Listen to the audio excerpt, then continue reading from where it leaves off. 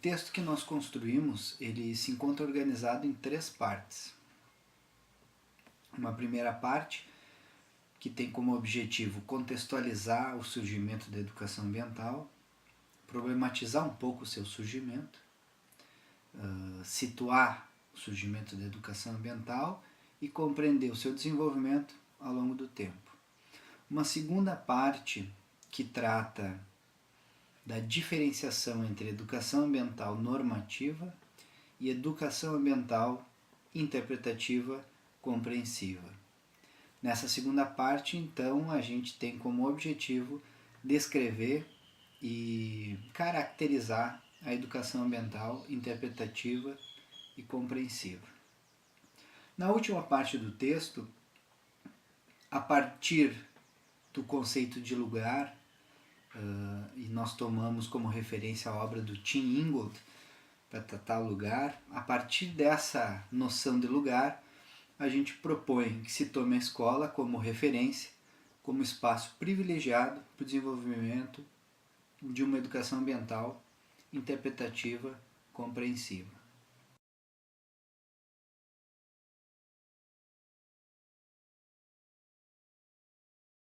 No que se refere à primeira parte do texto, que tem como objetivo contextualizar então a educação ambiental, situar o seu surgimento e permitir que se pense o seu desenvolvimento, em especial a diversificação que a educação ambiental sofre.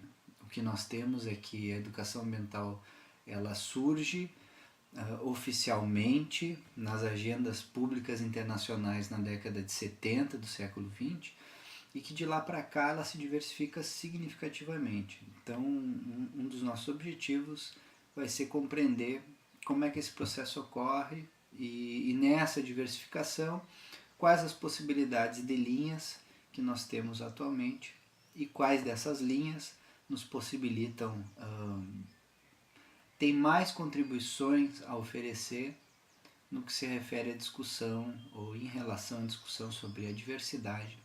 A gente construiu o texto baseados em 3 conceitos que são para nós fundamentais para compreender histórica e socialmente o surgimento e a consolidação da educação ambiental.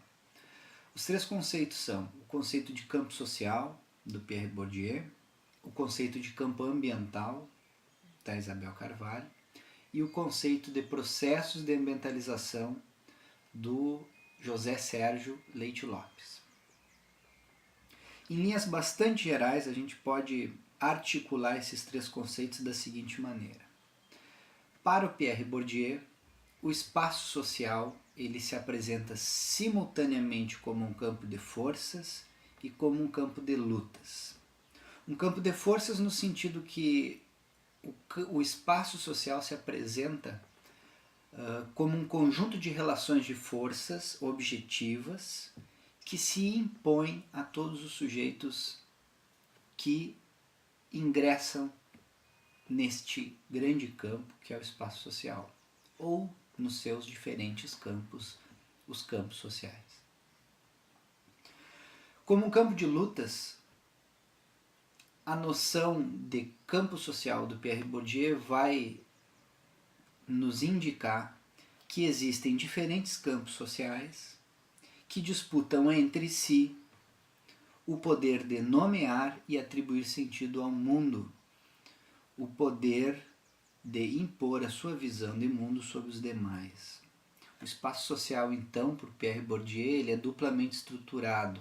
Ele se apresenta como um campo de forças que se impõe aos seus sujeitos, mas ao mesmo tempo a trajetória de cada um desses sujeitos possibilita a promoção de transformações na estrutura do campo. Então é um campo estruturado e ele tem uma dimensão estruturante, que é dada pela trajetória de vida dos seus sujeitos.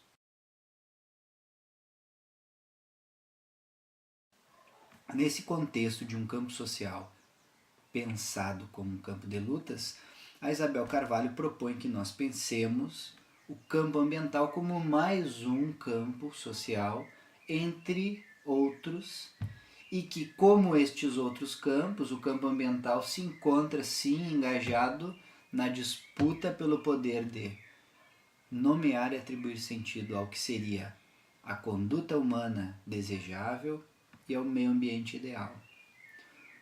O campo ambiental, que historicamente se constitui a partir dos movimentos ecologistas das décadas de 60 e 70, muito influenciado pelo movimento estudantil desse mesmo período, é um campo que reatualiza elementos da tradição romântica, né, nos seus discursos, nas suas posturas. Há uma influência do movimento hippie da década de 70. A Isabel vai pontuando na sua obra as diferentes nuances do campo ambiental. A Isabel vai falar no campo ambiental como um campo organizado em torno da produção e reprodução da crença na natureza como um bem entendido em dupla dimensão, né? Como um bem no sentido de um bem material, daí decorrem concepções que leem a natureza como recursos naturais e a natureza como um bem, algo que tem um valor em si mesmo, um valor para além dos seus usos, um valor intrínseco. É no interior deste campo de preocupações ambientais, que surge nas décadas de 60 e 70, que se começa a pensar e gestar a ideia de uma educação ambiental.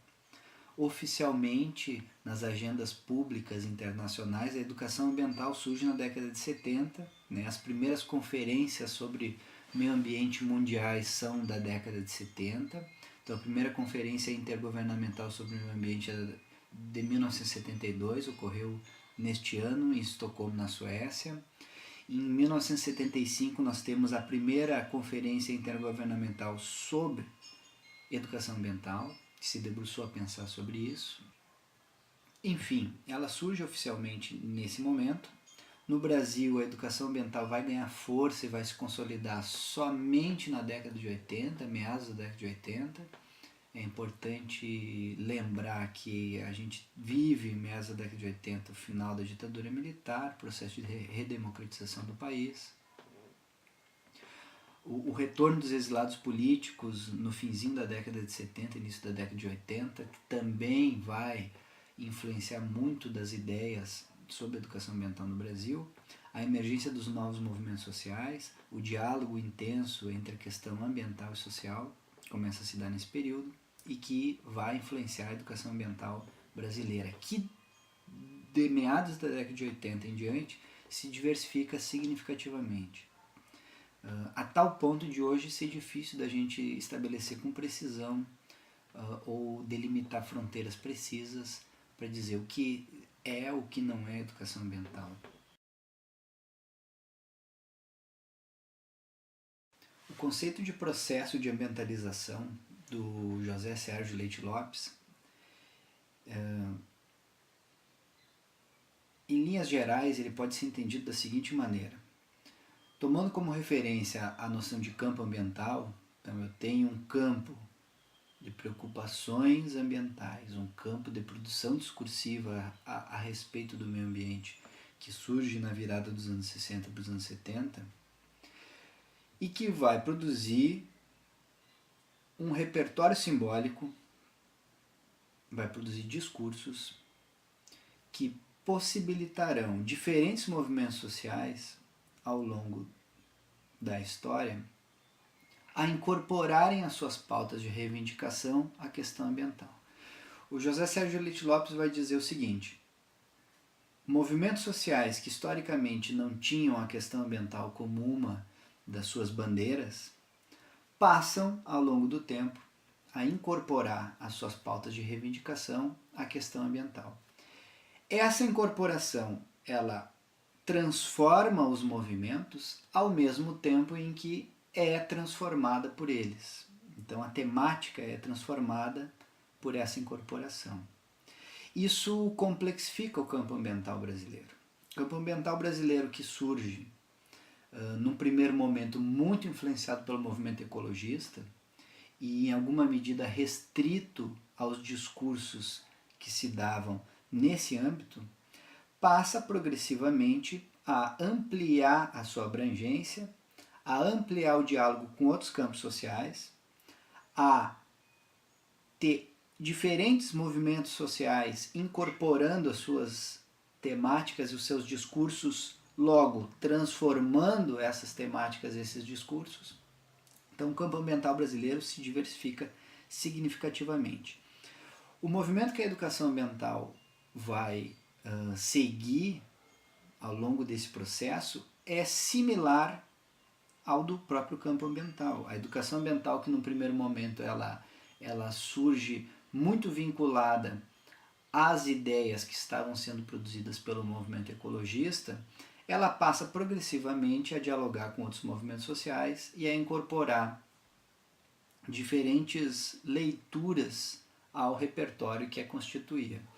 É nesse contexto, portanto, um contexto caracterizado por essa noção do espaço social como um campo de forças e um campo de lutas, onde diferentes campos sociais disputam entre si e buscam impor aos demais a sua visão de mundo, onde o campo ambiental aparece como mais um campo, entre outros, a disputar o poder de atribuir sentido ao mundo, de nomear as coisas e de dizer qual seria a conduta humana desejável, o que seria um meio ambiente ideal.